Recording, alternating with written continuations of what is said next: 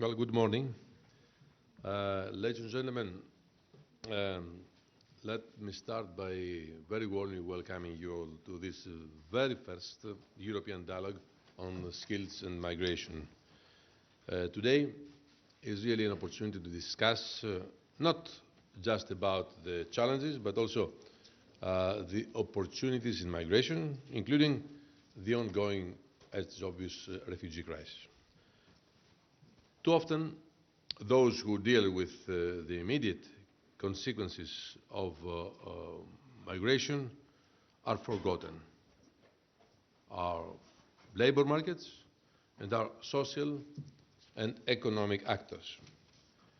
With the European dialogue on skills and migration, the Commission wants to strengthen not just the dialogue, but also the collaboration with the private sector and businesses.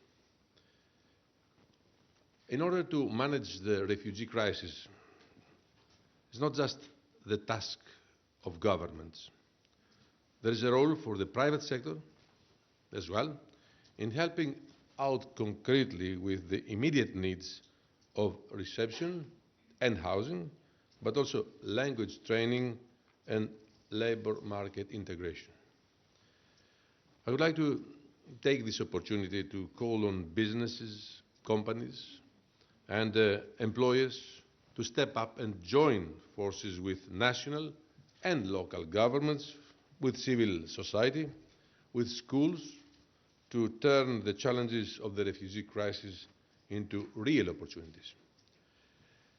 Successful integration of those who have a right to stay, either recently arrived or already residing in our communities, is crucial for the overall prosperity of our societies.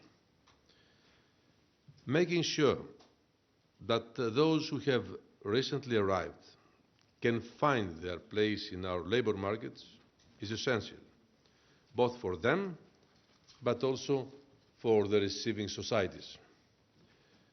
We also have to bear in mind that while taking into account a large number of recently arrived refugees, Europe is an aging continent and its working age population is steadily declining. In fact, without migration, the European Union's population would decline by 18 million or 5% already in the next decade. We will also be lacking the needed skills in Europe. This means two things. We need to further develop and improve the skills of people already in the European Union, both EU and non-EU citizens. But we also need effective migration policies to attract the skills we lack in Europe.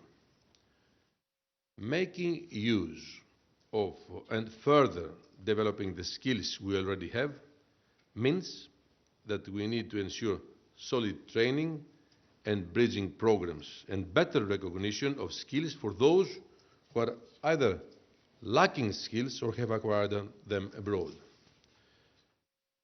But we also have to boost Europe's competitiveness on a global scale and make the European Union more attractive to talents and skilled workers from third countries. Moreover, the sense of creativity and initiative that migrants can bring must be unleashed to its full potential.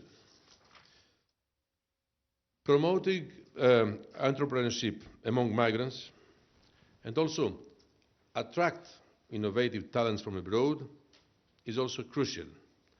And I am really happy that this is one of the topics of this morning's discussions. In fact, the idea of start-up visas was discussed yesterday in Amsterdam during the Competitiveness Council together with my colleague Carlos Moedas.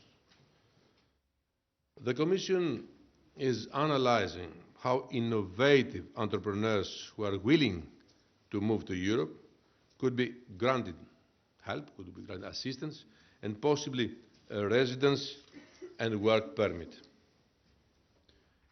We are currently working across different services in the Commission to present further actions on this later this year.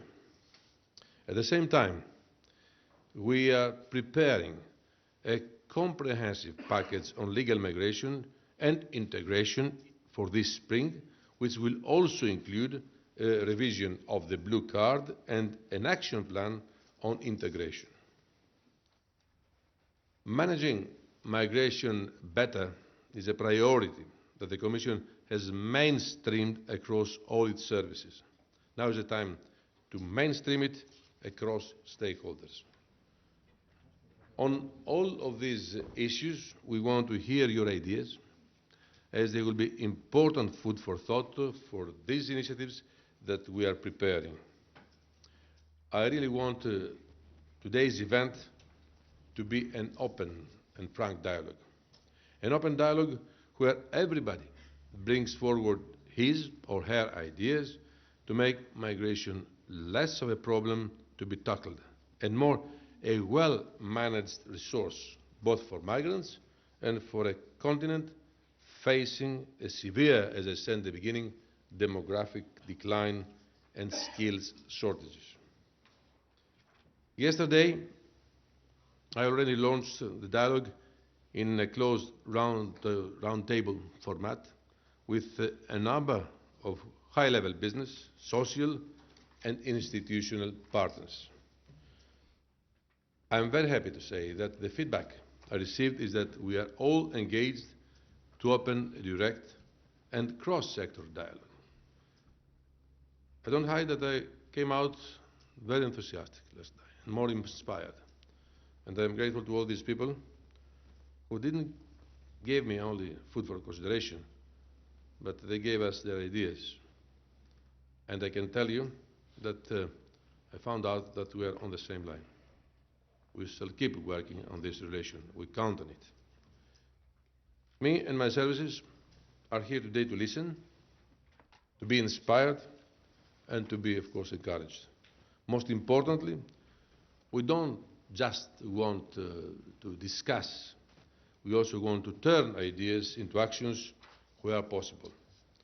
I'm therefore counting on you and on your full support to engage in an active and inspiring discussion, and not just this morning, but also to continue for the future.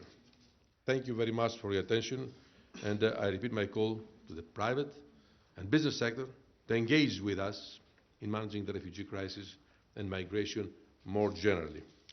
I wish you a great success to your work today. Thank you very much.